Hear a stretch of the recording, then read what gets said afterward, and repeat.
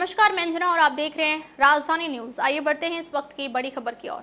करोड़ों के हीरो को लेकर कतर के शाही परिवारों में छिड़ी जंग, लंदन के हाई कोर्ट तक पहुंच गई लड़ाई, जाने पूरा विवाद। कतर के शाही परिवार के दो सदस्यों के बीच एक कीमती हीरे को लेकर शुरू हुई लड़ाई अब लंदन के हाई कोर्ट पर पहुंच गई है। शासक शेख तमीम बिन हमद अल थानी के चचेरे भाई शेख हमद बिन अब्दुल्ला अल थानी मशहूर आर्ट कलेक्टर हैं। अमीर के चचेरे भाई की तरफ से संचालित एक कंपनी 70 कैरेट रत्न खरीदने के अपने कथित अधिकार को लागू करने की कोशिश कर रही है। क्या है हीरा विवाद? कतर के शेख तमीम बिन हमद अल थानी के चचेरे भाई शेख हमद बिन अब्दुल्ला अल थानी की कंपनी QIPCO के पास आइडल्स आई नाम का हीरा है। इस हीरे की कीमत लाखों डॉलर में है। बता दें कि उन्हें यह हीरा शेख सऊद ने उधार दिया था, जो कि 1957 और 2005 के बीच कतर के संस्कृति मंत्री थे।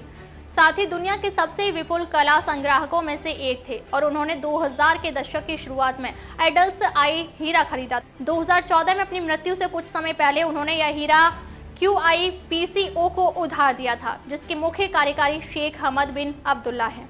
हीरे को उधार देने से पहले उन्होंने एक कॉन्ट्रैक्ट भी किया था, जिसमें QIPCO को LNS होल्डिंग्स की सहमति से हीरा खरीदने का ऑप्शन दिया, जो अंततः शेख सऊद के रिश्तेदारों से जुड़ी कंपनी थी। हीरे को लेकर बना समझौता। शेख सऊद की कंपनी LNS होल्डिंग्स ने यह हीरा QIPCO को दिया था। अब LNS होल्डिंग्स का स्वामित्व लिंक्टेनस्टीन स्थित अल थानी फाउंडेशन के पास है, जिसके लाभार्थी शेख सऊद की विधवा और 3 बच्चे हैं।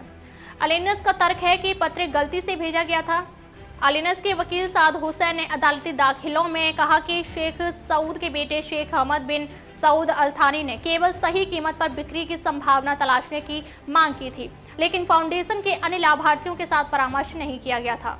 $10 मिलियन में हीरा लेना चाहती है QIPCO। अब QIPCO यह हीरा $10 मिलियन में लेना चाहती है और इस मसले पर QIPCO के वकीलों का कहना है कि अल थानी फाउंडेशन के वकील ने साल 2020 के पत्र में आइडल आई हीरे को $10 मिलियन में बेचने का समझौता किया था, लेकिन LNS होल्डिंग्स का कहना है कि इस हीरे की कीमत कम आंकी जा रही है और इसकी सही कीमत $27 मिलियन है। अब तक के लिए बस इतना ही। फिर मिलते हैं कुछ ऐसी ही बड़ी खबर के साथ। तब तक के लिए नमस्कार और देखते रहिए राजधानी न्यूज।